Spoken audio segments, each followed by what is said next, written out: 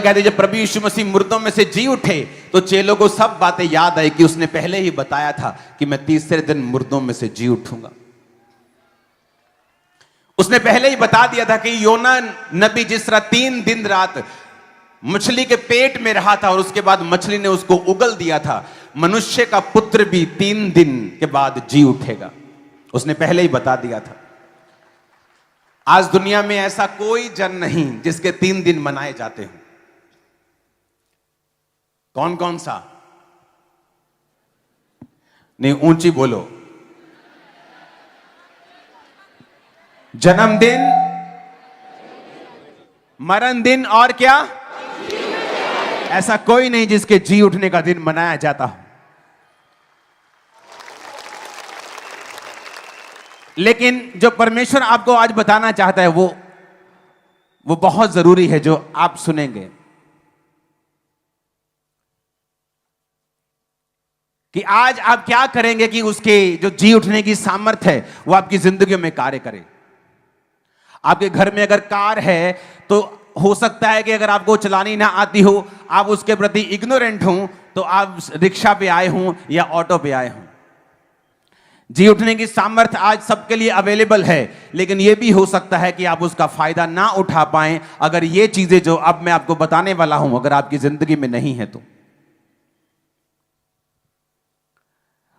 Dance करने से पहले मैं ये चाहता हूं कि हमारी स्पिरिट ऐसी हो जाए कि हम परमेश्वर के साथ अपने मेल मिलाप में अपनी कमियों को छोड़ दें और उसके बाद हम डांस करें और उस डांस के साथ फिर उसकी सामर्थ्य हमारी जिंदगियों में कार्य करे। अपने हाथों को उठा के बोलो, आज का वचन मैं सिर्फ सुनूंगा नहीं, वायदा करता हूं मैं उसको मानूंगा भी। ऊंची आवाज में बोलो, ऊंची आवाज में बोलो।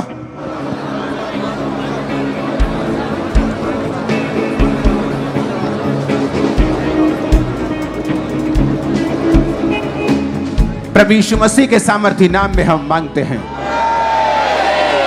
आपने पाम संडे वाला वचन सुना था कि किस तरह से डैनियल जो था, डैनियल के साथ साथी जो थे वो राजा के पास लाए गए और उसके बाद डैनियल ने वो खाना खाने के लिए मना कर दिया जो बाइबल में मना था। सुना था वचन। वो परमेश्वर के वचन के साथ खड़ा रहा, आपको मालूम है, स्वाद के पीछे नहीं गया, शारीरिक इच्छाओं के ऊपर कंट्रोल किया। जैसे ही शारीरिक इच्छाओं को मारा और परमेश्वर में चलना शुरू किया, बाइबल कहती सब प्रकार के स्वप्नों और अर्थों का वो स्वप्न के अर्थ बताने का स्वामी हो गया। सब प्रकार के भेद और स्वप्नों के अर्थ उसे आने लगे क्योंकि उसने अपने शरीर पर कंट्रोल कर लिया, डर के ऊपर फतह पा ली, परमेश्वर के वचन के ऊपर खड़ा हो गया और इसके कारण जो फ्यूचर में उसको बचा सकता था, जो गिफ्ट वो परमेश्वर ने अब उसकी जिंदगी में देना शुरू कर दिया। याद है सब वचन। ये स्टोरी बड़ी मशहूर है लेकिन मैं इस स्टोरी से शुरुआत करूंगा और उसके आगे आपको बाइबल में से बताऊंगा कि क्या हुआ।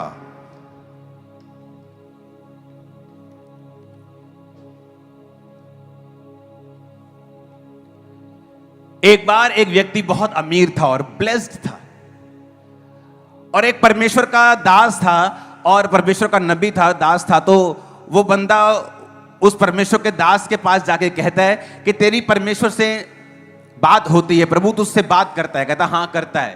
कहता है प्रभु तुझसे बात करता है तो परमेश्वर से कहना कि मुझे जितना दे दिया है ना बस कर, अब तू, मैं और नहीं लेना चाहता, मेरे पास बहुत कुछ हो चुका है, इनफ, इतना ज्यादा है कि मैं संभाल नहीं सकता हूं। उसने कहा ठीक है, मैं प्रभु से जब मिलूंगा, प्रभु से जब बात करूंगा तो प्रभु से कहूंगा कि तुमने ये कहा है कि अब मुझे और नहीं चाहिए।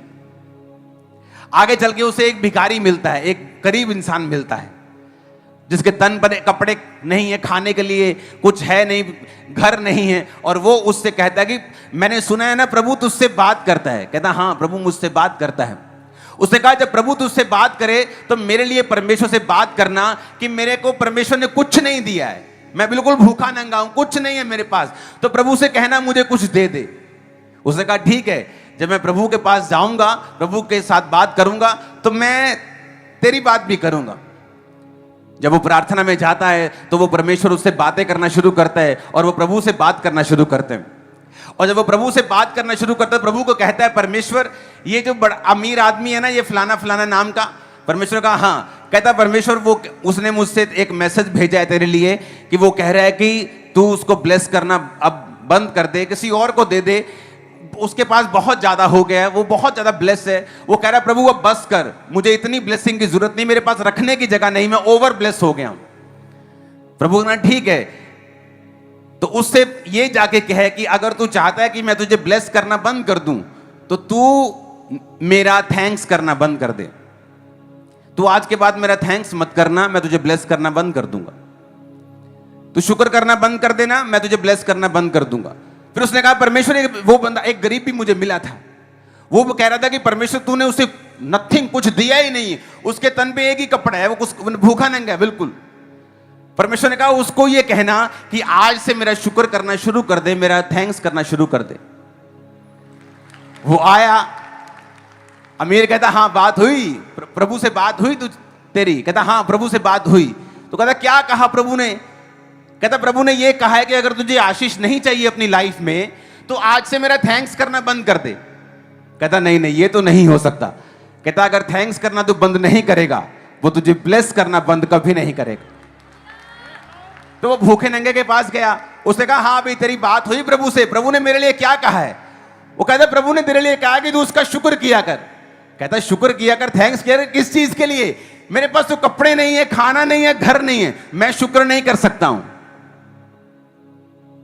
कितनों को मेरी बात समझ आई? डैनियल भी ऐसा ही था।